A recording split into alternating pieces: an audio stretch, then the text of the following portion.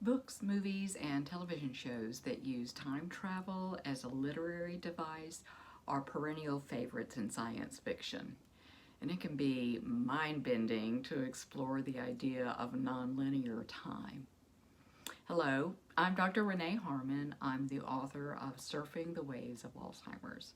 I'm also a contributor to the newest Chicken Soup for the Soul book, Navigating Elder Care and Dementia.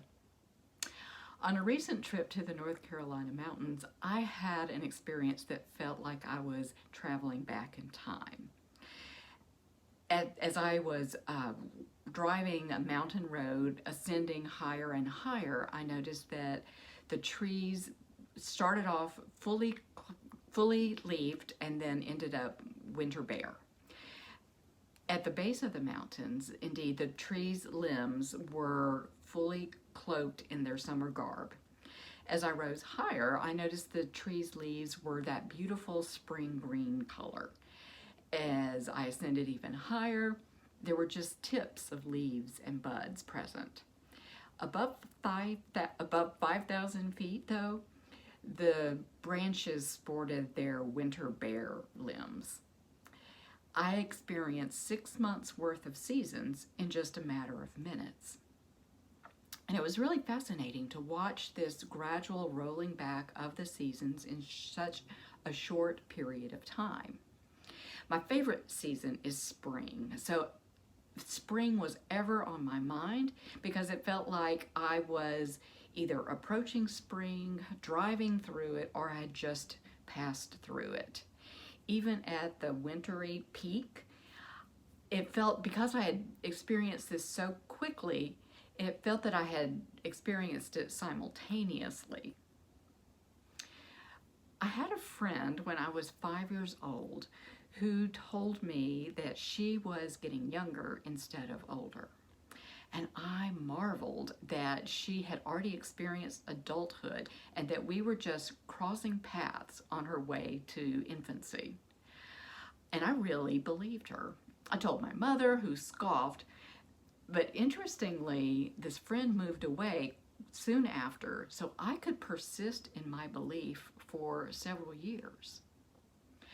When I saw the movie Benjamin Buttons years later, well, Benjamin Buttons is a character who does age in reverse. I was reminded of this friend's story, and I again marveled at her imagination and at my child self's ability to believe in that possibility.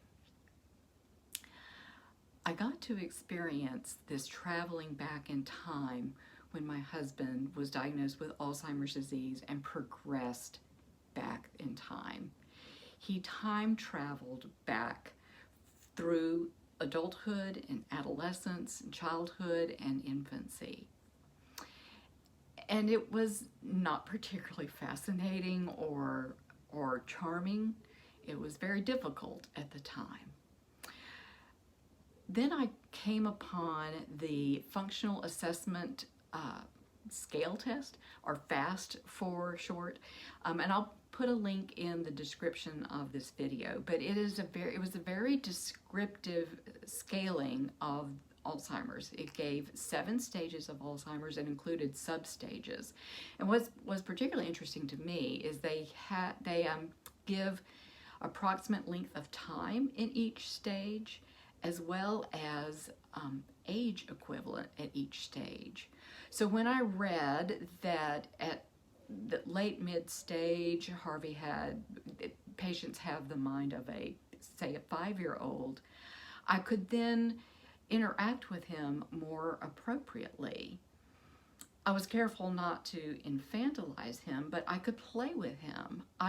We could shoot hoops when he had the mind of an adolescent. We could play catch when he was a child and bat a balloon around when he had the mind of a toddler. I could adjust my language as well to meet him where he was on this journey back in time. So unlike the story my friend told and the story of Benjamin Button, whose bodies were supposedly aging in reverse, in Alzheimer's disease, it's the cognitive abilities that are reversing. But when you can experience the springtime that is childhood in your loved one, that can be a beautiful thing. Thank you. Be well and keep your balance.